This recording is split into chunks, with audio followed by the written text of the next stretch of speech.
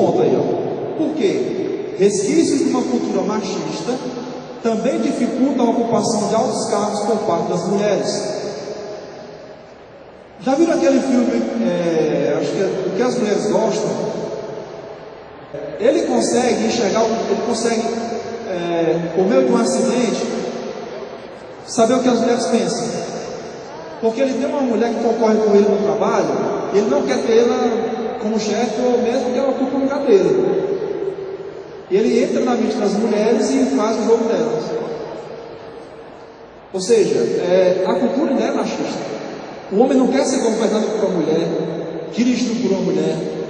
Agora, quando você pensar em machismo, tenha cuidado, viu? Porque muitas vezes são as mulheres que tornam os homens machistas. Quer um exemplo? A mãe tem um filho e uma filha. Quem ela vai chamar para ajudar a preparar o almoço? A filha ou o filho? A filha. Ou seja, ali ela está dizendo qual é o papel de cada um na sociedade. Então, mães, cuidado. Vocês podem criar os futuros machistas aí. Então, pessoal, esse desenvolvimento por explicação acontece quando você apresenta uma tese e a questiona. Por quê? As respostas que você encontra vão servir de base para o desenvolvimento. Experimente fazer isso. Olha, fica muito mais fácil, certo? Quando você faz isso. Por quê? Se você não souber responder, mude a tese. Desenvolvimento por causa e consequência. Causa e consequência podem vir no mesmo parágrafo, certo? Mas o ideal é que venha em parágrafo diferente. Você pode ter um parágrafo só com causas e um parágrafo só com consequências. Por exemplo, o tema é o seguinte: as dificuldades dos pais no relacionamento com os filhos. É comum hoje os pais dizerem que não tem mais autoridade com os filhos, que quando chegam à adolescência, o menino se governa. Se governa, não? É o novo, se governa. Sabe o que eu acho? Eu acho que quando o pai não tem mais autoridade com o filho, é porque ele nunca teve. Nunca teve. Não se fala com uma criança mais de uma vez. O pai fala com a criança como se o pai dependesse da criança, não o contrário. Aí ele cresce daquele jeito, do jeito que ele foi criado. Até um cachorro, se você educar, ele aprende. Quanto mais um ser humano, né? Aí a tese é a seguinte: é notório que muitos pais têm dificuldade de relacionamento com seus filhos. Como o aspecto de causa e consequência foi trabalhado aqui? Vejamos. Desenvolvimento. Algumas famílias se privam de conversar com os filhos, principalmente sobre assuntos delicados como sexualidade e drogas. São dois temas bem difíceis, né? Imagina o pai chegar para o filho do nada e dizer: ei, já fumou baseado? Aí o garoto vai dizer o que? Fumei, vai comer. Beleza, né? É difícil ter essa conversa. Ou então, e aí minha filha, você é virgem? Mãe, se disser assim, mãe, é porque não é mais, né? Quem é que sou? Mãe, pergunta dessa, né? Mãe, não acredito não, né? Me responde sim ou não, né? Porque não é, né? Então olha só, isso é causa. Agora vem a consequência. Isso não só pode criar uma circunstância que favoreça o despertar para a prática sexual cada vez mais cedo nos seus eventos, como também pode contribuir para a curiosidade de contato com substâncias entorpecentes. Consequência: a filha teve relação sexual, aí a mãe começa a brigar sem nunca ter dado orientação sexual, porque, segundo a mãe, ela sabe. Agora ela sabe por quê? Ela sabe que deve fazer. Foi isso que ela aprendeu com os colegas. Então, quem vai orientar?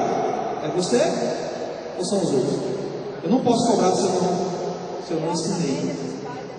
Beleza? Não, aí, como eles não tiveram, é difícil.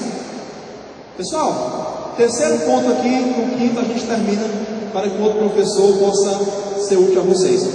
Desenvolvimento por trajetória histórica. Eu coloquei aqui algumas observações. Primeiro, há aqui a valorização do repertório sociocultural do candidato, o que valoriza a competência 2. 2. O argumento histórico deve ser apresentado como subordinado à tese. Pessoal, O argumento histórico só deve ser usado para fundamentar a tese. Não é para você mostrar que sabe história. Certo? Porque tudo que é dito no desenvolvimento é para comprovar a tese e não para mostrar que você sabe história. 3. Evite detalhar demais o argumento histórico, pois isso pode deixar o texto expositivo. Você apresenta tantos fatos históricos que esquece de argumentar. 4. Mantenha um foco temático. Às vezes, o aluno aprofunda tanto o aspecto histórico que ele esquece o tema, ele acaba falando de outros temas, ele acaba tangenciando o tema, o que pode levar a uma perda de pontos.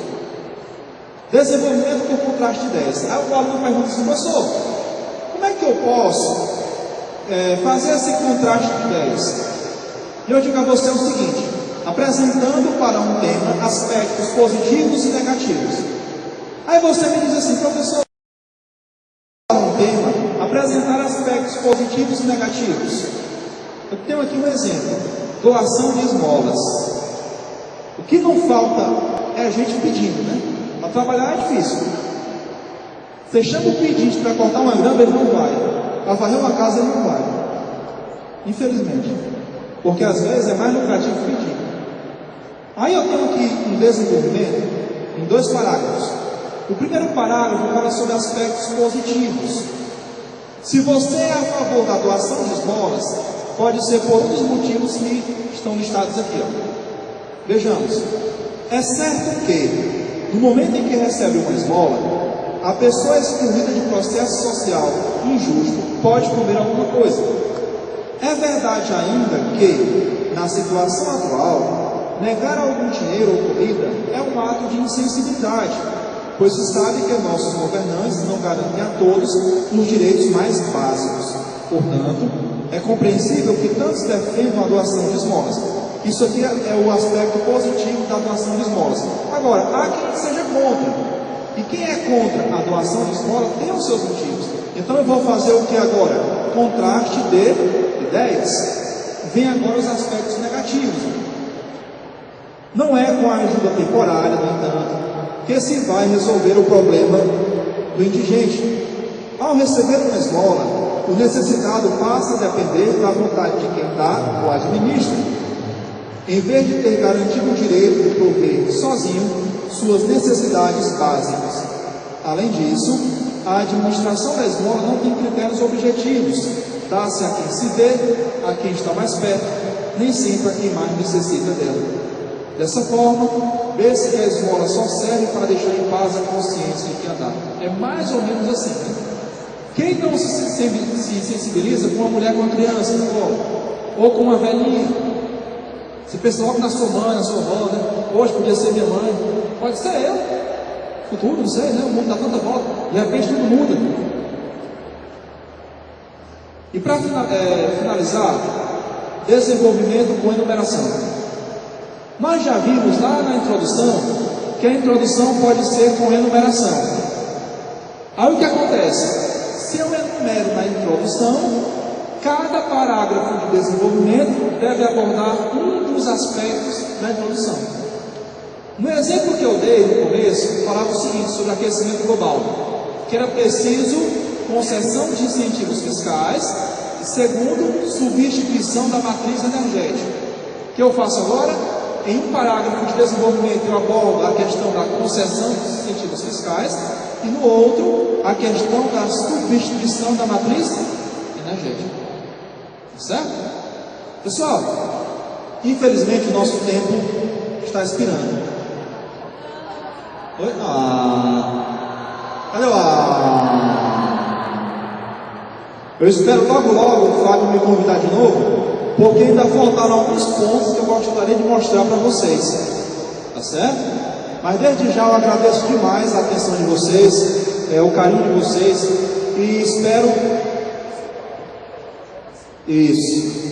espero logo estar de volta. Então façam aquele tema sobre a ascensão profissional da mulher. Isso é muito importante. É condição assim primordial para o sucesso de vocês. Nós queremos coroar esse projeto no final com aprovação. Bacana? Fique com Deus, viu? Do fundo do coração. Obrigado por tudo. Até a próxima.